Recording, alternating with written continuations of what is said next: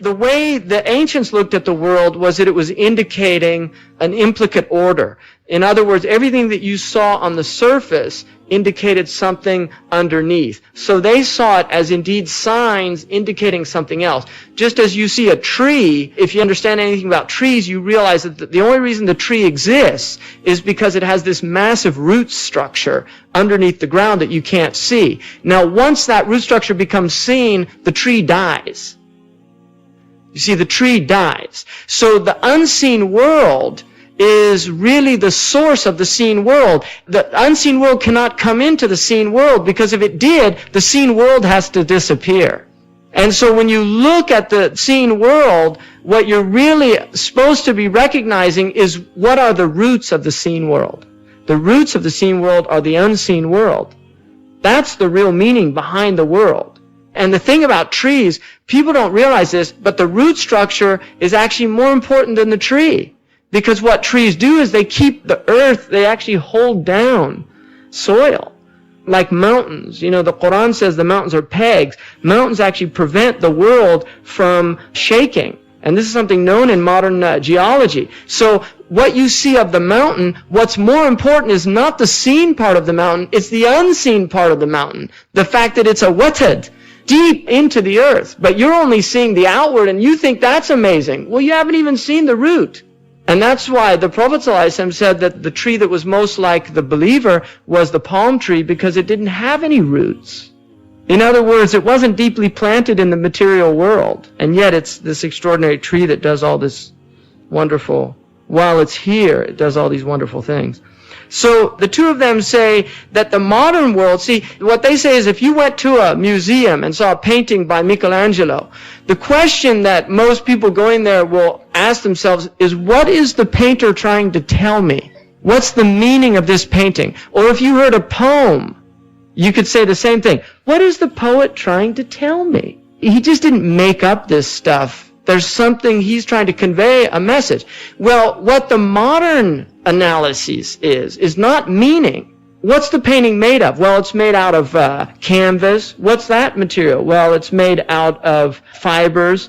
What's that material? Well, it's made out of these molecules. And what's the actual colors from? Well, those are light reflections, and this one's at a certain frequency, and that's why the yellow is showing up, and the blue is at a certain frequency. And so they analyze the painting not for its meaning, but just to explain what it's made up of. And that is the same way that they look at the modern world. They look out there and they want to just analyze everything, but they never tell you what it means. They break it down. It's to reduce things to their components. And then we feel like we've achieved an understanding of the thing. Well, if you take a human being and take out their eyes, take off their ears, take off their hair, dissect them, open up their interior, examine their kidneys and their liver and all these things, do you understand what a human being is?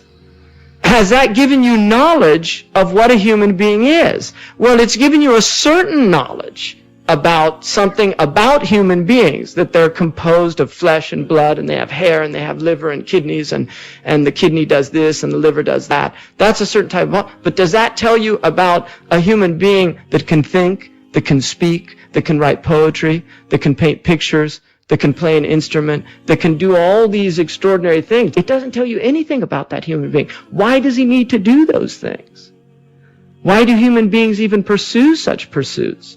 So that is the idea of trying to understand signs, is to look beyond this superficial realm. And then he gives this hadith of the Prophet ﷺ walking through a town with some companions, and he met an old and decrepit woman from one of the tribes who was making wool into thread with a spinning wheel. He greeted her and began speaking to her. He asked her if she had faith in God. She replied that she did. The Prophet asked her why.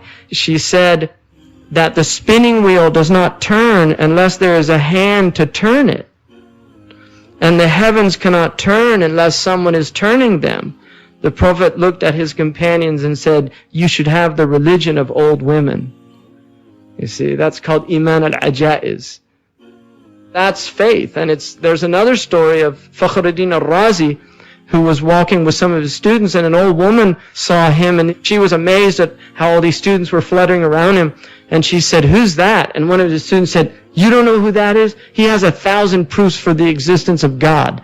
And she laughed and said, if he didn't have 1,000 doubts for his non-existence, she wouldn't need 1,000 proofs for his existence. And when Fakhruddin al-Razi heard that, he said, "You should have the faith of old women."